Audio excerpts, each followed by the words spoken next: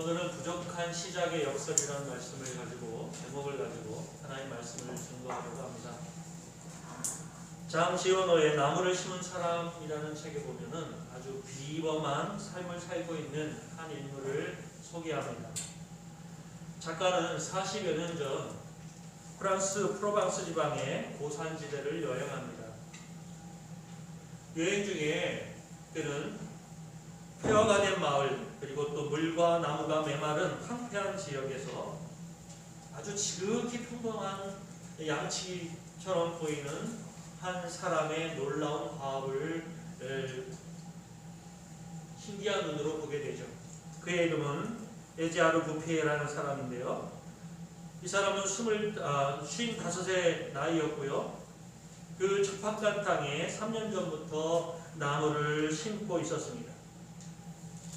나무가 없어 땅이 일처럼 죽어가고 있다고 생각했기에 그는 매일 100개씩의 도토리를 심고 노도박나무 재배법을 연구하고 어린 묘목을 기르고 있었던 겁니다. 부피의 이런 행동에 강한 인상을 받았던 작가는 5년 후에 다시 한번 그 지역을 찾아가 봅니다. 그리고 그가 본 것은 울창한 나무 숲이었습니다. 황폐하고 식물이 자랄 수 없을 것만 같아 사람들이 다 떠나버린 그 마을에 홀로 남아서 이와 같이 엄청난 일을 이루어 놓은 것입니다. 사람들은 더 이상 이 땅에 소망이 없다고 집을 두고 떠나지만 부피에는 오히려 바로 그 땅에 나무를 심었습니다. 이 책에서 우리가 느낄 수 있는 것은 아무것도 없다는 것이 절망을 느껴야 하는 이유가 되지 못한다라고 하는 것이 아닐까 생각합니다. 어리석은 사람은 환경만 보고 자기 자신을 절망 가운데 몰아세우지만 지혜로운 사람은 환경 넘어 계신 하나님을 의지합니다. 할 수 없다, 끝이다고 말하는 환경의 속임수에 속지 않고 하나님의 역사를 믿는 것이죠. 오늘 아브라함의 시작을 우리가 한번 볼 필요가 있습니다. 금방 말씀드린 부피에가 그 시작은 아주 척박하고 아무것도 없는 것 같고 그가 시작할 만한 환경이 아니었다라고 느낄 만한 그런 조건이었지만 그는 나무를 심었습니다. 아브라함의 시작은 어땠을까요? 아브라함의 시작도 역시 마찬가지입니다. 오늘 본문의 말씀은 여호와께서 아브라함에게 이르시되 너는 너의 고향과 친척과 아버지의 집을 떠나 내가 네게 보여줄 땅으로 가라. 여러분, 이 아브라함의 시작이 어떻게 보이십니까? 고향과 친척과 아버지의 집을 떠난다는 것, 이것은 예나 지금이나 매우 무모하고 막막한 그런 것이 아닐 수 없습니다. 고대 사회에서 자신의 일가가 있는 지역을 벗어나서 타 지역으로 떠난다는 것은 매우 위험한 일이죠. 또 자기의 모든 기득권을 포기해야 하는 일입니다. 물론 아브라함이 자기의 소유를 가지고 떠났다고 하지만 자기의 고향 땅에서 누리던 평안과 부와 안식을 다 가져갈 수는 없는 것 아니겠습니까? 그는 단지 말씀에 순종하여 새로운 시작을 출발했지만 이처럼 부족한 시작을 해야만 했던 것입니다. 우리 믿는 사람들은 하나님은 이런 부족한 시작을 통해서 하나님의 일을 행하신다는 것을 잘 알아야 합니다. 사람들은 부족한 것을 싫어해요. 좀 더 완전하고 완벽한 상태에서 시작하기를 원합니다. 그러나 하나님의 사람들을 보시기 바랍니다. 그들은 완벽한 환경이 있었기에 위대해진 것이 아니라 하나님의 손이 그들을 붙잡고 있었기에 승리하는 위대한 믿음의 사람이 될 수 있었습니다. 다윗을 보세요. 그의 시작은 불안정하고 부족한 것 투성이었습니다. 사울 왕은 그를 죽이려고 혈안이 되어 있었고 그는 살기 위해 미친 척을 해야 할 만큼 절박했습니다.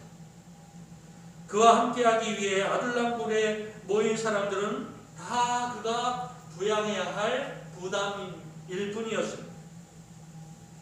그러나 하나님은 그를 어떻게 하셨습니까? 불세출의 왕으로 그를 세우셨습니다. 예수 그리스도도 마찬가지죠. 예수님이 구주가 되시기까지는 너무나 모든 것이 부족한 상황이었습니다. 제자들의 기대처럼 군대도 없었고요, 자금도 없었고요, 지위도 없었습니다. 예수에게는 이스라엘을 구원할 어떤 것도 갖고 있지 못했습니다. 그러나 그렇게 시작한 예수 그리스도의 사역 역시도 그를 우리의 구세주로 세우시는 놀라운 하나님의 역사가 자리 잡고 있습니다. 자, 이처럼 아브라함도 다윗도 예수 그리스도도 다 그렇게 부족한 상태에서 시작하셨습니다. 그러나 이 부족한 시작의 역설이 하나님으로부터 시작되는 것을 우리는 목격할 수 있습니다. 이 세 분의 공통점이 있어요. 이 세 분의 공통점이 저는 한 세 가지로 한번 생각해 보고자 하는데요. 자, 그 첫 번째는 뭐냐면 그들에게는 완벽한 환경이 아니었다는 거예요. 어떤 것도 그들이 구세주가 되고 왕이 되고 믿음의 조상이 될 만한 어떤 환경도 갖고 있지 못했어요. 모든 것이 부족했어요. 두 번째는 뭐냐면 그들의 인생 가운데는 역경이 끊임없이 있었다는 거예요. 아브라함이 부르심을 받고 하나님의 말씀을 순종하여 자기의 고향을 떠납니다. 그리고 가나안에 도착했을 때에 이 땅이 바로 약속한 그 땅이다 라고 말씀하십니다. 그런데 여러분, 그 약속의 땅에서 아브라함이 경험해야 될 것은 기근이었습니다. 어느 정도의 기근입니까? 그 약속하셔서 내가 받은 땅이라고 인식하고 자리 잡고자 했던 그 땅을 떠나야 할 만큼 그런 엄청난 기근이 있었던 겁니다. 애굽으로 내려갈 때 그는 죽음의 두려움 가운데 사로잡혔고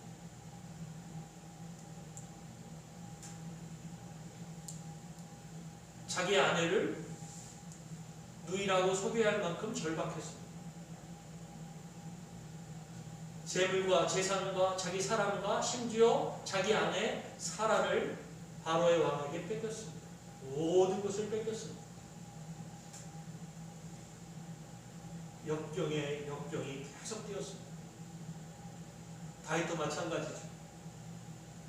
그가 왕이 된 이후에도 순탄한 일이 없습니다. 심지어는 그 사랑하는 아들에게 배신을 당합니다. 자기가 믿고 신음했던 자기 부하에게 배신을 당하는 그런 삶을 살았습니다. 그 자녀들끼리는 싸움을 서로 죽고 죽이는 이런 삶을 견뎌내야 했습니다. 예수님의 삶도 풍족하고 풍요로운 삶이 아니었습니다. 그가 이루신 꿈을 위하여 목표를 위해서 그런 많은 사람들과 부딪혀야 했고 많은 역경이 예수 그리스도의 사역을 가로막고 있었습니다. 세 번째 공통점은 뭐냐면 이들은 모두 승리한 사람이 되었는데 그 모든 승리가 수동적 승리가 아니에요. 능동적인 승리가 아니에요. 내가 쟁취하고 얻어낸 승리가 아니라 승리를 받았어요. 할렐루야. 이 은혜가 우리 모든 성도들에게 있을 줄 믿습니다. 우리의 승리는 수동적 승리예요. 하나님이 주시는 승리예요. 하나님이 우리 가운데 개입하시고 역사하셔서 저와 여러분들을 승리케 하실 줄 믿습니다. 시작이 부족하고 갖추어진 것이 없고 많은 역경이 우리 가운데 있을지라도 저와 여러분들은 반드시 승리하게 될 줄 믿습니다. 할렐루야. 전능하신 하나님이 저와 여러분의 하나님이시며 저와 여러분들을 사랑하시고 우리의 편이 되어 주심으로 저와 여러분은 반드시 승리하게 될 줄 믿습니다. 이 수동적 승리가 바로 이분들의 공통점이라는 것이죠.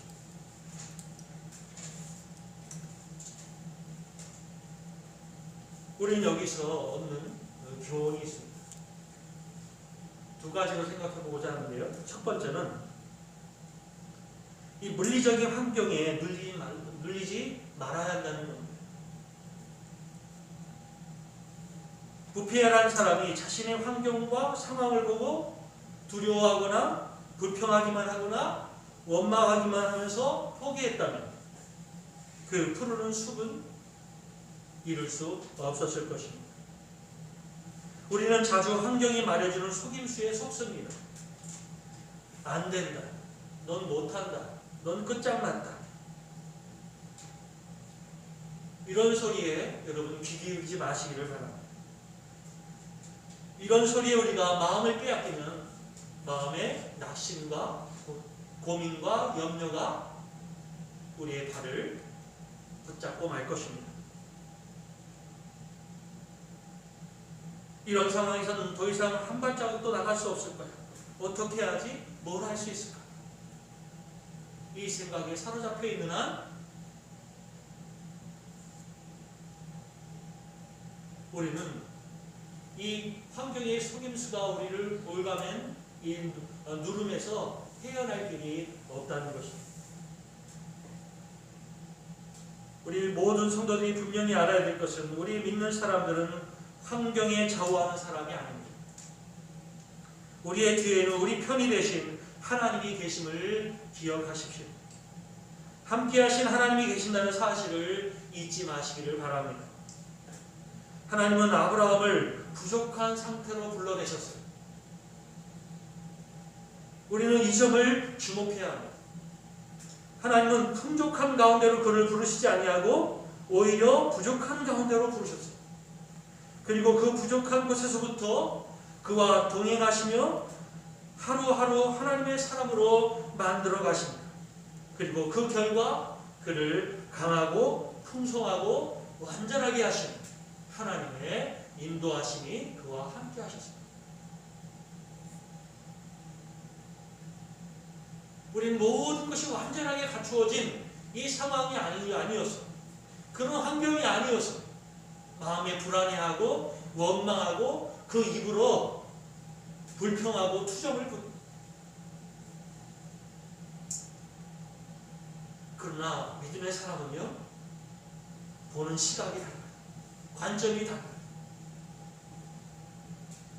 우리 눈앞에 있는 환경과 여건 그 너머에 계신 우리의 오른손을 들어 우리를 인도하시는 하나님을 바라보는 사람, 그것이 바로 성도인 것입니다. 여러분, 이 물리적인 환경, 여러분이 맞닥뜨린 이 환경에 눌려서 그 마음의 불평과 소망을 잃어버린 채 살아가는 이런 우리가 아닙니다.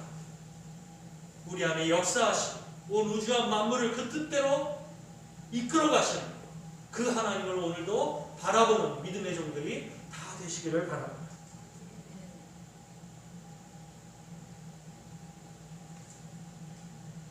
마치 볼품없는 돌덩이를 망치와 점으로 쪼아내서 위대한 조각품을 만들어내는 조각가처럼 우리 하나님은 그 부족한 가운데로 우리를 인도하셔서 그 볼품없는 돌덩어리와 같은 저와 여러분들을 한 점 한 점 만들어 가시는 그 하나님이심을 신뢰하고 우리의 모든 상황과 여건 가운데서도 하나님을 바라보는 믿음의 종들이 다 되어야 한다는 것입니다. 이것이 부족한 것의 역설입니다. 부족할지라도 나쁜 여건일지라도 하나님이 함께 하시면 그분의 손이 붙잡히면 하나님은 우리를 넉넉히 이기게 할 것입니다.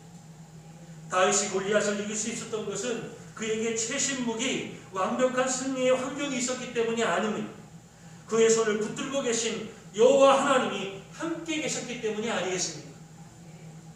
다윗과 함께 하셨던 그 하나님이 오늘 이 시간 예배하는 우리 모두의 하나님이 되시는 줄 믿으시기를 간절히 소망합니다.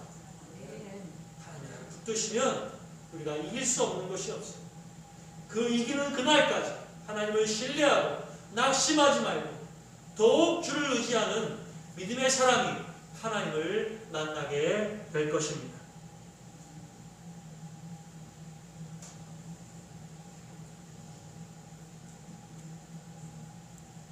하나님은 어떻게 보면 이 새로운 시작의 시발점에서 부족한 것을 느낍니다. 그러나 부족한 것에는 하나님의 역설이 기다리고 있습니다. 할렐루야. 우리와 함께 하시면서 우리 안에서 역사하실 그 하나님을 찬양합니다. 그 하나님을 더욱 의지하는 우리 자랑과 성숙교회 모든 성도들이 되시기를 바랍니다. 여러분의 입술이 복된 입술이 되시기를 바랍니다. 부정적인 말, 안 된다는 말, 못한다는 말, 될 수 있을까라는 말, 이런 말은 다 저 땅에 묻어두시기를 바랍니다. 하나님이 우리와 함께 하신다는 고백하시기 바랍니다.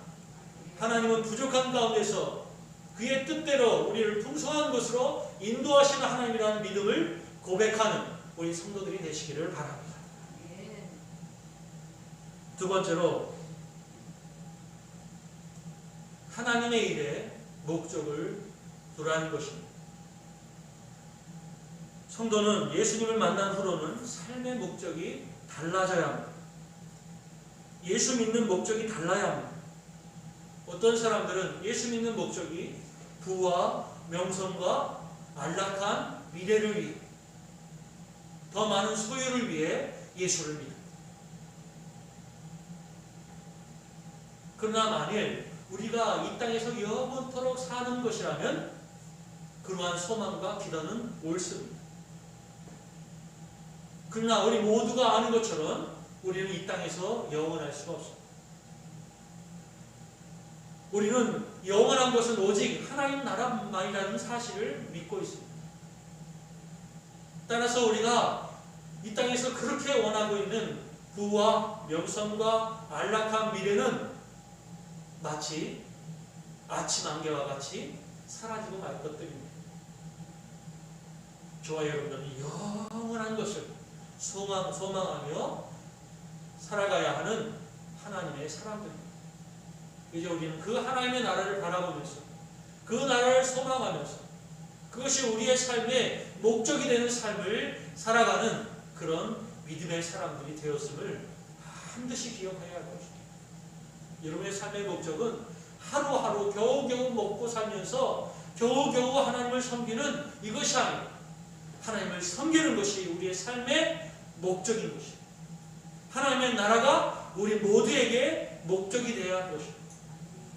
내가 밥을 먹는 것도, 직장에 나가 일을 하는 것도, 내가 사람들을 사귀는 것도, 내가 교회에 나와서 예배하는 것도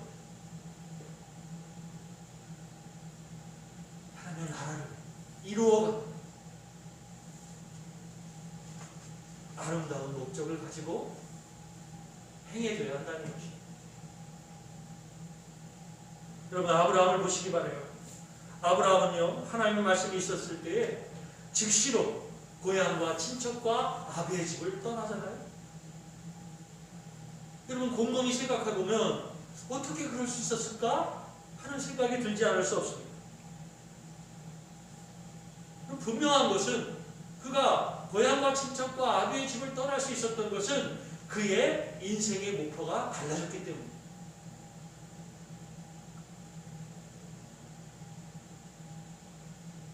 물론 집을 떠난 아브라함이 완벽한 믿음으로 마치 믿음의 용사처럼, 믿음의 대장처럼 굳건하고 완벽한 믿음을 보여준 것은 아니에요.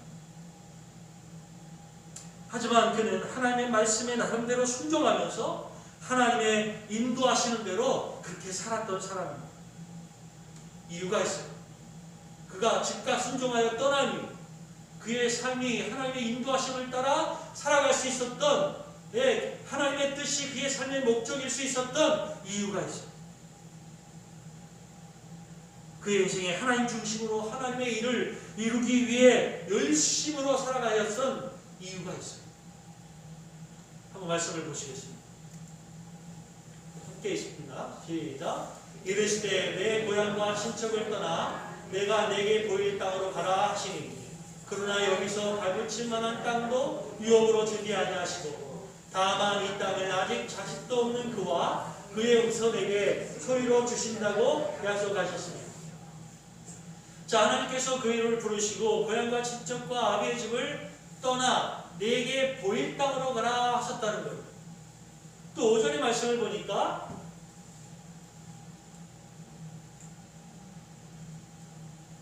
아니요, 그대로야. 여기서 발붙일 만한 땅도 유업으로 주지 아니하시고, 자, 떠나라고 하셨어요. 내게 보일 땅으로 떠나가라 하셨어요. 근데 정작 아브라함은 그가 발붙일 만한 그런 땅도 얻지 못하고 떠났어요.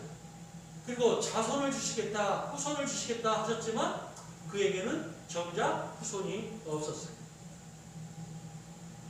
하나님은 땅과 후손을 주시겠다고 약속만 하셨어요.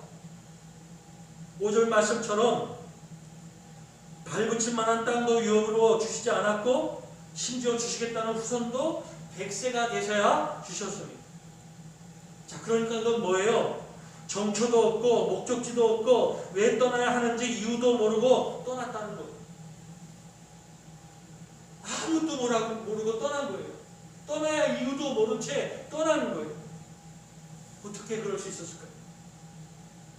아브라함이 자기의 모든 것을 가지고 떠날 때는 좀 더 멋진 미래를 꿈꾸며 떠나야 하는 거 아니겠습니까? 그런데 아브라함은 아무것도 계획하지 않았고 심지어 자기가 어디로 가며 그곳에 가서 무엇을 해야 하는지도 몰랐어요. 그리고 떠났어요. 이유가 있습니다. 2절 말씀 한번 보시겠습니다.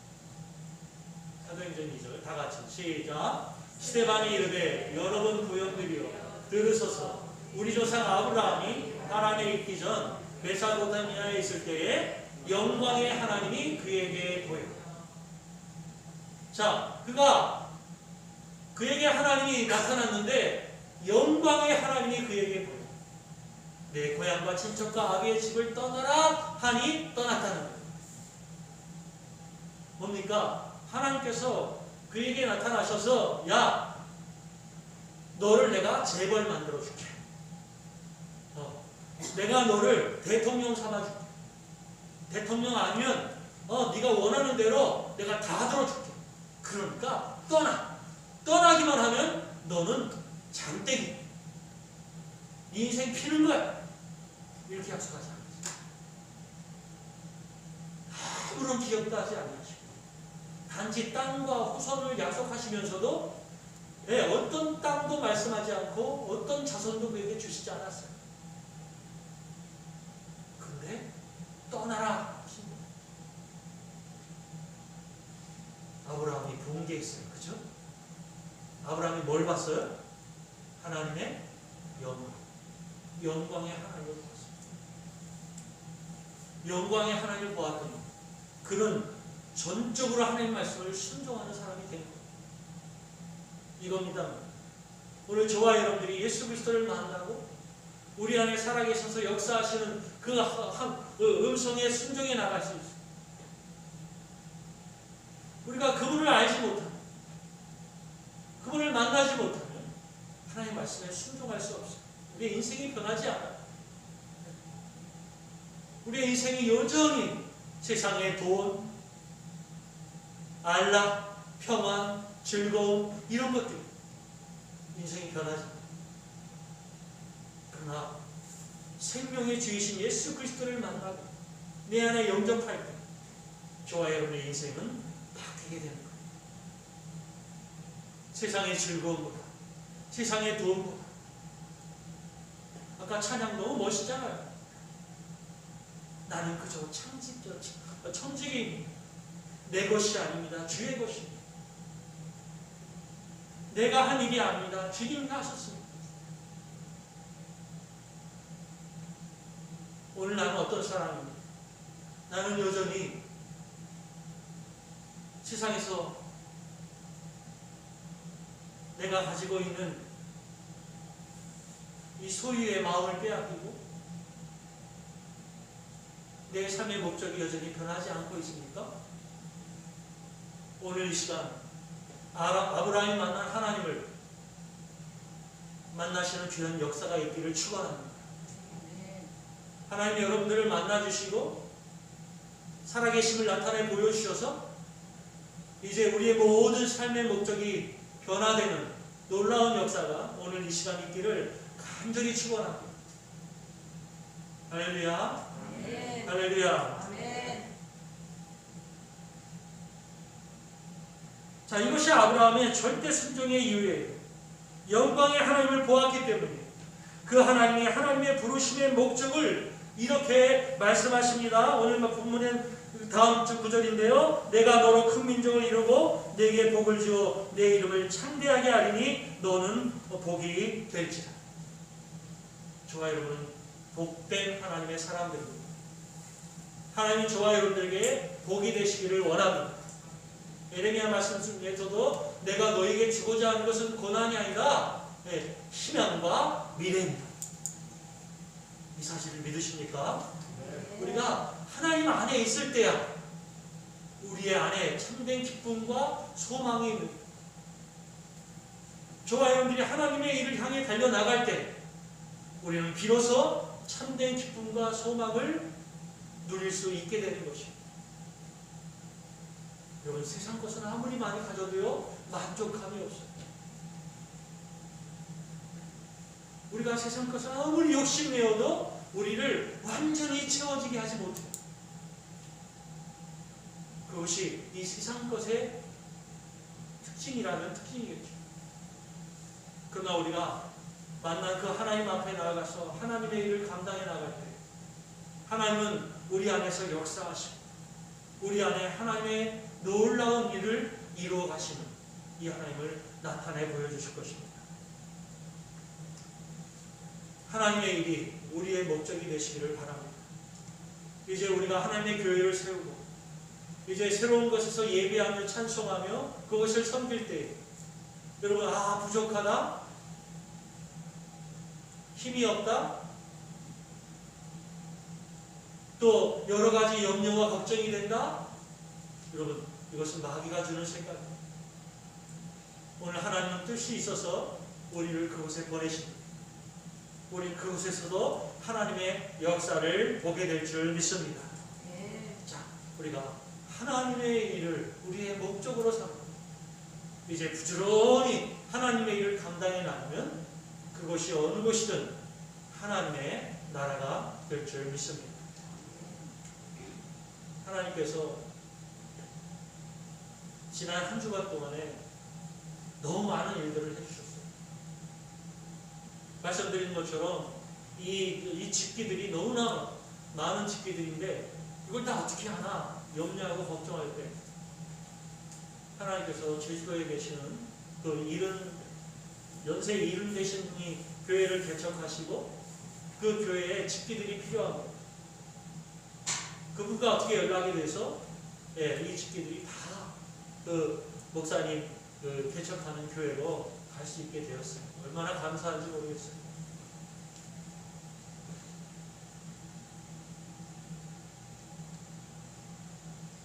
또 이번 주 수요일 날 이사를 해야 되는데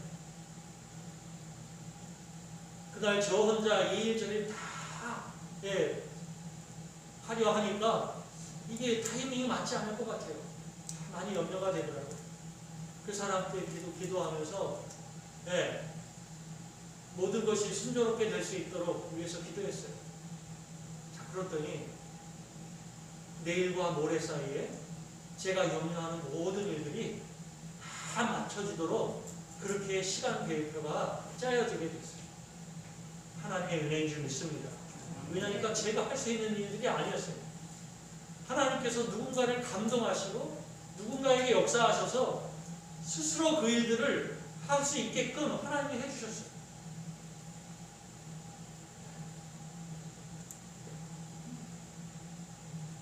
또한 이 건물 우리 그저 폐기물도 우리가 이제 다 버리기 위해서 밖에 내놨잖아요. 이제 40만 원을 들여서 이제 폐기물을 처리하기로 했는데 이 건물주가요 400만 원을 들여서 전부 자기가 하겠답니다. 40만 원 아꼈어요. 얼마나 감사한 일입니까? 네. 하나님이 이걸 다 치우도록. 그래서 뭐 이렇게 뭘 처리하느라고 염려하지 않고 고민하지 않아도 되게 되어 있어요. 또 보증금도 미리 빼주겠다는 거예요. 하나하나 하나님께서 우리의 일을 순조롭게 되도록 역사하십니다. 우리 믿음의 성도 여러분들, 앞으로도 이 하나님이 우리와 우리 교회 안에 이렇게 역사하실 줄 믿습니다.